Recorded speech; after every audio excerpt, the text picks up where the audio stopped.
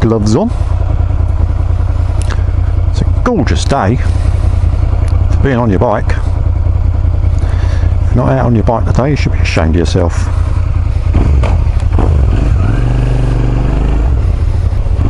Just been and done a job. Not a bank job. Job. Mending someone's cooker for them. I ain't got a clue where I am. Because I ain't got a sat-nav on my bike. There we go. I'll find my way home somehow. If not, I'll just keep riding. That's fair enough, isn't it? It's a lovely day for it. So let's do that. We're in Sittingbourne, by the way. Sittingbourne. Which is not my hometown. Back down. So that's a gorgeous day. It's quite blowy still.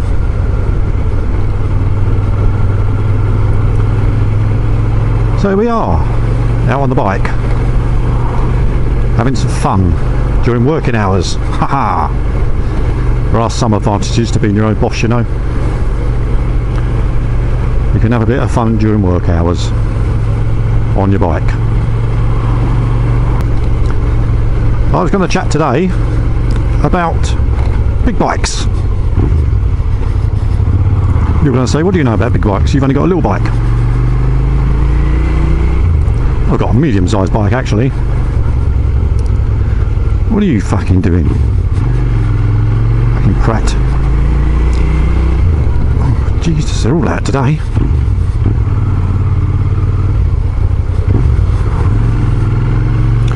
They're all out today in force. Yeah, I was going to talk about big bikes today. And I know my bike isn't officially a big bike, it's a middleweight bike. It's only an SV650. But you need a full A licence to ride it unrestricted, which is what I've got. And I've had my full A licence since I was 19, which was a kin long time ago. Believe you me. You just pull that, mate. I would. So yeah, I've had mine for a long time. Now I want to talk about what's the best big bike for you to get once you've passed your full A licence. And I'm not talking about comparing R1s and Fireblades and shit like that. That's a different video altogether. I'm talking about you've just passed your test and you're thinking of getting a big bike, and I'm going to help you in your choice.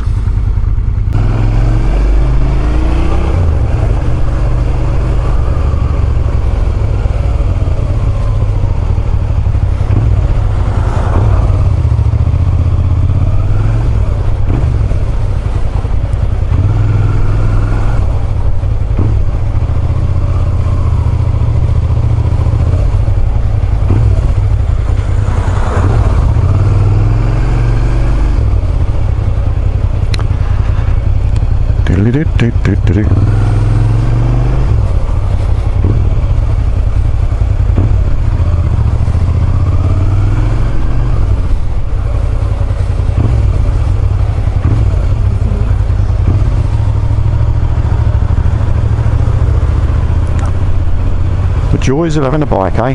The joys of having a bike.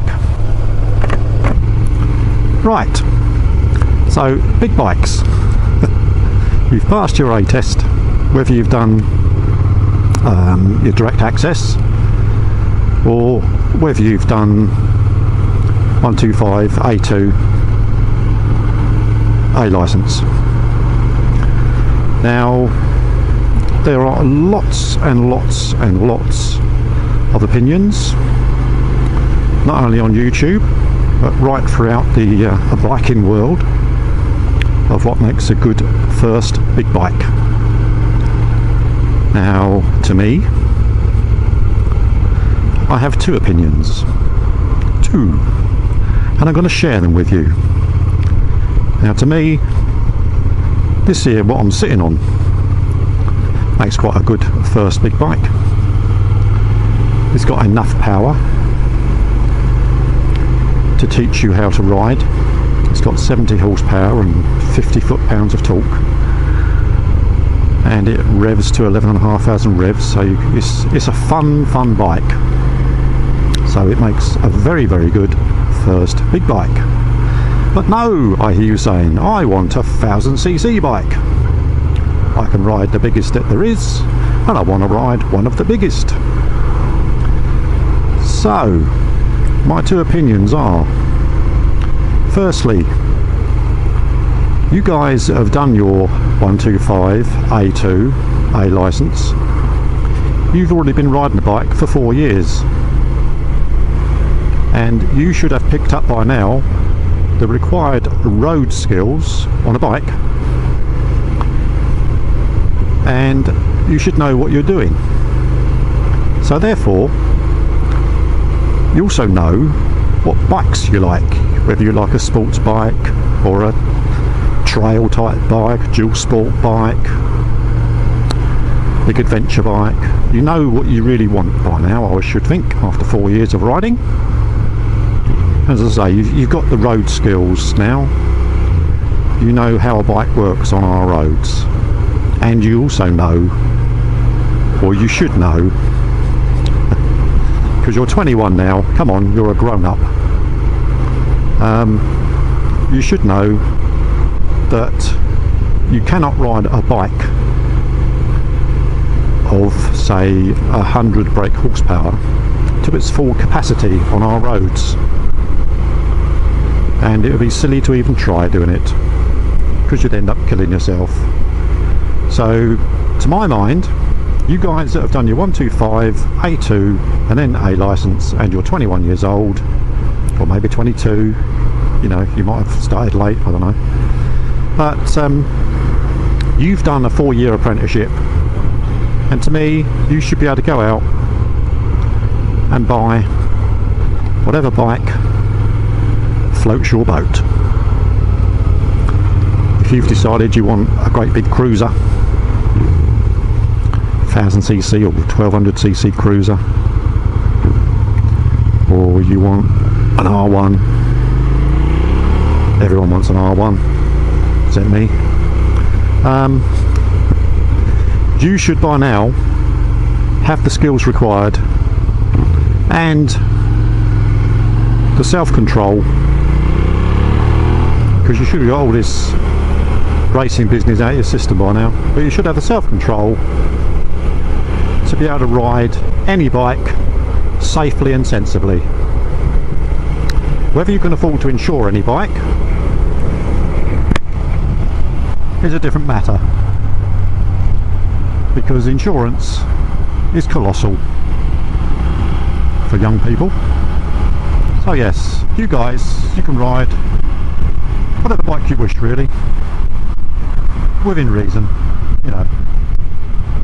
As I say, you've got the roadcraft on a bike. You've been riding long enough to know that you can't use all the power of a big bike on our roads. Now, I've got a different opinion for the people that have done their direct access, because the people who've done their direct access might have been driving a car for years. You know, I think you have to be 24 to actually do direct access,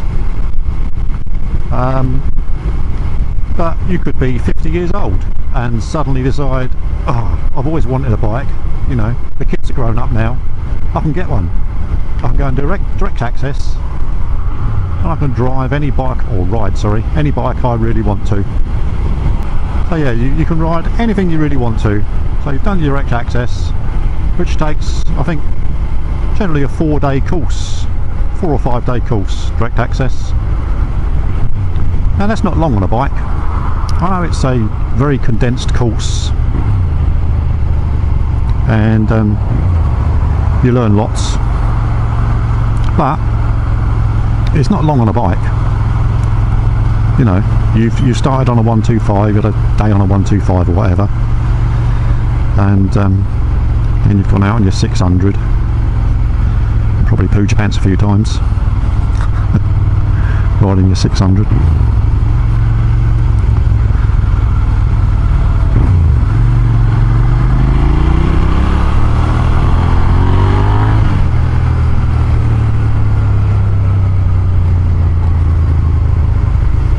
yeah, riding your 600, it probably shook you up a little bit for the first day or so.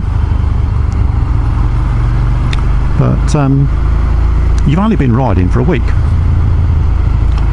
so for you to go out and buy anything you like, as in big adventure bike, R1M, Fireblade, or anything stupid like that, is a bit ridiculous, because it's a bit like, if you like, as a comparison, little Johnny Rich Boy having driving lessons in a little Clio and passing his test in a little Clio, and Daddy buys him a bloody Porsche 911. The difference in the two are enormous. Yeah, so as I was saying, there's such a huge difference between a big 1200 adventure bike, 1200cc, like a BMW GS, and say a Fireblade or an R1. Huge difference between that and the little detuned 600 that you've been riding. Now when I say detuned, I'm not being derogative there, but most of these school bikes are, you know, they're 4-cylinder 600s, but they're not super sport 600s. They've generally got around 80 horsepower, something like that, 85 horsepower maybe at the most, and they choose them because they're easy to ride. You know, they are an easy bike to control around the town because you've got a nice smooth 4-cylinder engine, so that's why they stick them there for you to learn on. But don't think just because you can control that you can now go in the dealership and spend your kid's inheritance on an R1 or a Fireblade or a big adventure bike, because they are just so different to ride. Completely different kettle of fish to ride those. And really, as you've only done a week of riding, you might be full of confidence now, you know. Some people are natural bikers, but it still doesn't mean you can go and, well, it does mean actually. The law says you can, doesn't it? The law says you've got your A licence, ride what you like. But the law is an arse, especially with the modern bikes today. You know, they are absolutely lethal machines, some of them, and they're meant for seasoned riders, people who have ridden sports bikes. You know, if you're going the sports bike route, they're for people who have ridden sports bikes all their life. You know, they've cut their teeth on a CBR 600R or whatever and moved up into the 1000cc superbike category, and they are totally different. You can ride them sensibly, obviously, but the temptation's there, so don't get tempted by that. The video really is about what you should sensibly do now you've got your own licence. Don't go out and get the biggest thing you can, because they don't make a lot of sense. Make a sensible choice.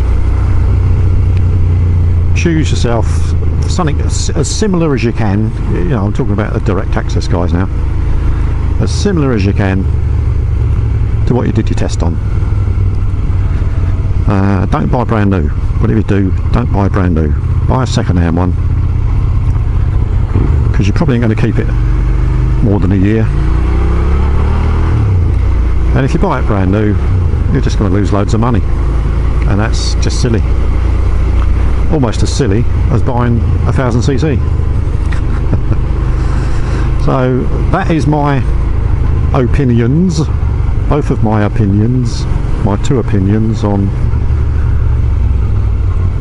what the direct access guy should ride and what the guys who've done their 125 A2 A licence should go and buy. As I said, you guys, I've been on a bike for a long time, and you should be able to handle anything that's thrown at you now, as long as you're sensible, and you know you're sensible now. You've got all that racing shit out of your head now. And if you want to go fast, go on a track. Don't use our roads, they're not built for it. Alright, so that's it on this one. I'll see you when I'm out on the bike again, and whatever you decide to ride it safely. Ta-ta now, bye bye.